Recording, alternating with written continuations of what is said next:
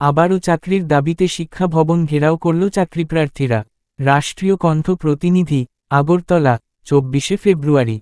আবারও চাকরির দাবিতে শিক্ষা ভবন ঘেরাও করল এসটি-জিটি পরীক্ষার্থীরা। এই বিষয়ে রাজ্যের মুখ্যমন্ত্রীর দৃষ্টি আকর্ষণ করলেন এই বেকাররা। নিয়োগের ক্ষেত্রে সকলকে সুযোগ দেবার আর্জি জানিয়েছেন বেকার যুবারা। এই বিষয়ে এক বেকার সাংবাদিকদের বলেন, 2022 সালে তারা পরীক্ষা দিয়েছেন। আজ পর্যন্ত তাদের পরীক্ষার ফল প্রকাশ করা হচ্ছে না। ফলে এক প্রকার অনিশ্চয়তার মধ্য দিয়ে দিন যাচ্ছে এসটিজি পরীক্ষার্থীদের। ইদানিংকালে চাকরির বিষয়ে মুখ্যমন্ত্রীর কাছ থেকে জবাব চাইতে মন্ত্রীর বাসভবনের সামনে বিক্ষোভ প্রদর্শন করেন। কিন্তু পুলিশ তাদেরকে মুখ্যমন্ত্রীর সঙ্গে সাক্ষাৎ করার সুযোগ দেয়নি বলে অভিযোগ।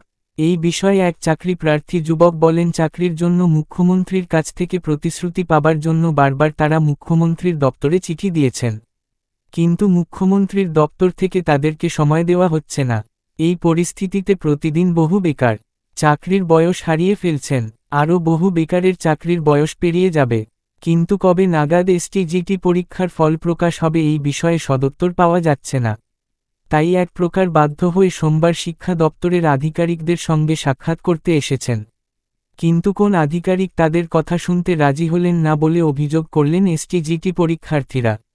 এদিকে শিক্ষা দপ্তর সূত্রে খবর, বর্তমানে এসটি-জিটি পদের জন্য শিক্ষা দপ্তরে 1887টি শূন্য পদ রয়েছে। এই সব পদের তাদের সকলকে নিয়োগের দাবি জানিয়েছেন চাকরিপ্রার্থী বেকাররা।